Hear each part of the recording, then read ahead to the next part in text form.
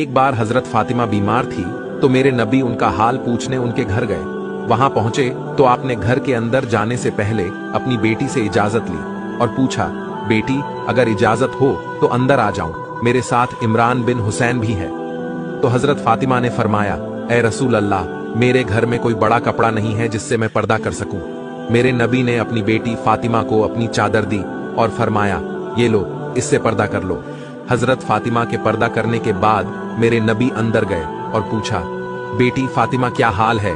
हजरत फातिमा की तबीयत भर आई और वो रोने लगी और कहा, या रसूल अल्लाह, भूख है मगर खाना नहीं, बीमारी है मगर दवा कुछ नहीं। ये सुनते ही मेरे नबी भी रोने लगे और फरमाया, मेरी बेटी रो मत, उस जात की कसम जिसके कब्जे में मेरी जान है, आज 3 दिन गुजर चुके हैं, मैंने एक लुकमा तक नहीं खाया। ऐसे ही मेरे नबी को सरदारी नहीं मिली, ऐसे ही मेरे नबी को रहमत बनाकर नहीं भेजा गया। मेरे नबी